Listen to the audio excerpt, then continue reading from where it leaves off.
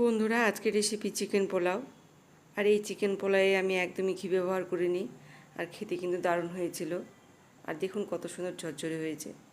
তো আসুন আমি কীভাবে রান্না করেছি। প্রথমে কড়া গরম করে দিয়ে দিলাম সর্ষের তেল। এবারে দিয়ে দেবো দুটো শুকনো লঙ্কা, একটা তেজপাতা, তেজপাতাটা কিন্তু খুব ছোট্ট, একটা দারচিনির টুকরো, 4 থেকে 5টি সাদা এলাচ, স্টার মশলা, 3 থেকে 4টে লবঙ্গ। এবারে দিয়ে দিলাম কেটে রাখা পেঁয়াজ কুচনো, একটু নেড়ে চেড়ে লাল লাল করে ভেজে নেব। দিয়ে দিলাম কেটে ধুয়ে রাখা আলুর টুকরোগুলো।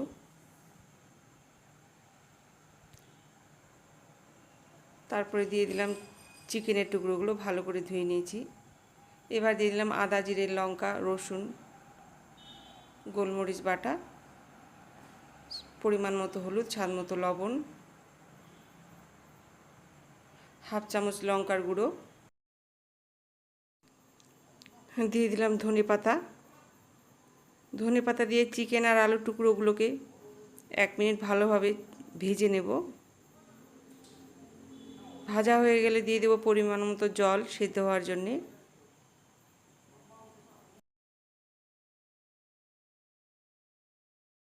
এবারে ঢাকনা দিয়ে ঢেকে 3 মিনিট সেদ্ধ হতে দেব। 3 মিনিট হয়ে গেছে, ঢাকনা তুলে দেখে নেব সেদ্ধ হয়েছে কিনা। খুব সুন্দরভাবে সেদ্ধ হয়ে গেছে। এবার আমি দিয়ে দেব বাসমতি চালগুলো।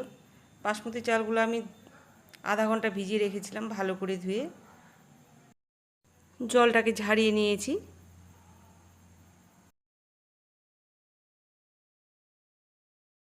দিয়ে দিলাম হাফ চা চামচ চিনি।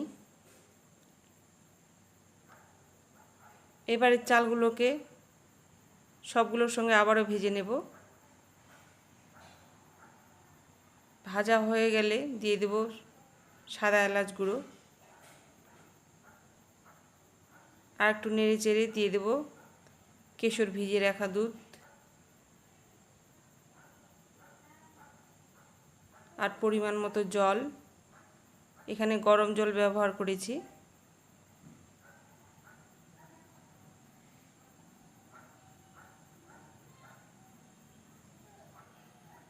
এবারে ঢাকনা দিয়ে ঢেকে 5 মিনিট রেখে দেব। দিয়ে দিলাম কয়েকটা গোটা কাঁচা লঙ্কা।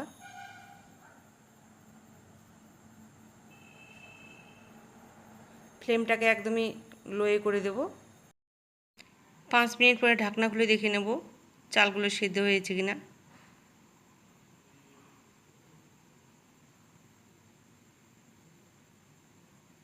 চালগুলো সেদ্ধ হয়ে গেছে। এবারে গ্যাস অফ করে দিয়ে 1 মিনিট আবারও ঢাকনা দিয়ে ঢেকে রেখে দেব।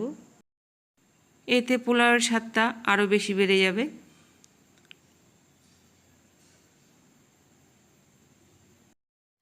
একবার এইভাবে পোলাও রান্না করে খেয়ে দেখবেন বন্ধুরা, আর আমাকে কমেন্ট করে জানাবেন কেমন হয়েছে।